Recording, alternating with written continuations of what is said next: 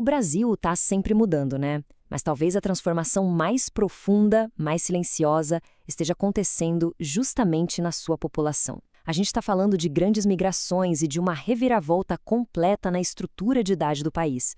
Hoje, a gente vai decifrar o que esses números estão nos contando sobre o futuro do Brasil.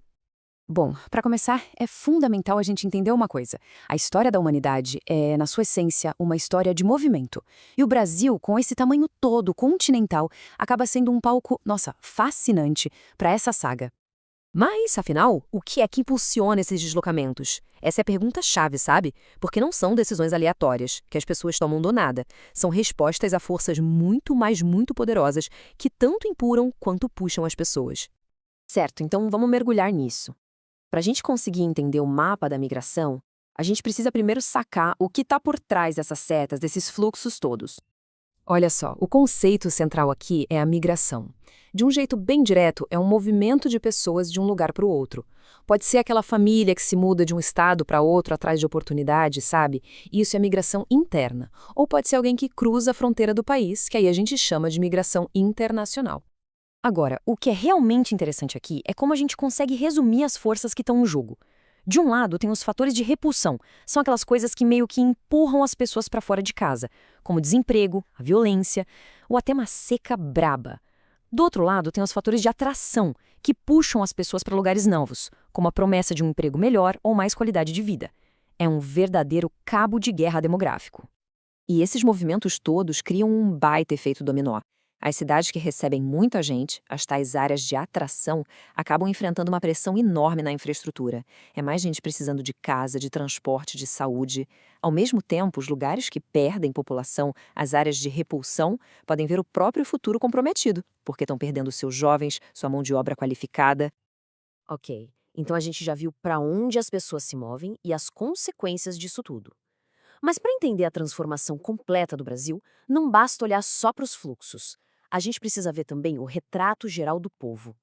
E para visualizar essa mudança, existe uma ferramenta que é, olha, perfeita. E essa ferramenta é a pirâmide etária. Pensa nela exatamente como está aqui, um retrato, quase um raio-x de um país em um determinado momento. Ela mostra para a gente, de um jeito visual e super rápido, como a população está distribuída por idade e por sexo. Já a anatomia dela é bem simples, mas é genial. A base, onde estão os jovens, se ela é larga, indica que está nascendo muita criança. O corpo, com os adultos, é basicamente a força de trabalho, a galera que move a economia do país. E o topo, com os idosos, dá uma pista sobre a expectativa de vida. O formato da pirâmide, por si só, já conta uma história inteira. E a história que a pirâmide do Brasil conta hoje é a de uma nação que está amadurecendo, e amadurecendo muito rápido. Essa transformação é uma das mais velozes que já se viu no mundo. O ponto crucial é este. Aquele retrato antigo de um país super jovem, bom, ele simplesmente não corresponde mais à realidade. A foto mudou. E este gráfico aqui ilustra a mudança de um jeito, nossa, cristalino. A base da nossa pirâmide, a dos jovens, está encolhendo. Isso acontece porque a taxa de natalidade caiu drasticamente. Pensa só, de uma média de 6 filhos por mulher lá nos anos 60 para menos de 2 hoje. E ao mesmo tempo, o topo, a parte dos idosos, está ficando cada vez mais largo porque a expectativa de vida aumentou bastante.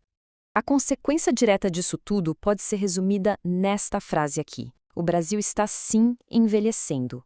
A proporção de idosos na população não para de crescer, enquanto a de jovens diminui. É uma realidade demográfica completamente nova. Então vamos agora para a parte final e ver o que tudo isso significa na prática. Porque essa nova realidade, claro, traz com ela desafios gigantescos que a gente vai precisar encarar. Olha, este quadro deixa tudo muito claro. Na Previdência, o desafio é matemático. Menos jovens na força de trabalho contribuindo para sustentar um número cada vez maior de aposentados. A conta fica difícil de fechar.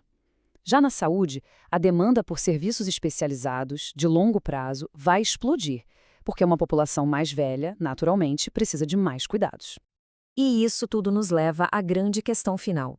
Os números não mentem, eles estão praticamente anunciando o futuro em voz alta. A pergunta que fica não é se essa mudança vai acontecer, mas sim como o Brasil, como sociedade, vai se planejar para essa nova configuração. É um debate urgente, essencial, que já deveria estar acontecendo.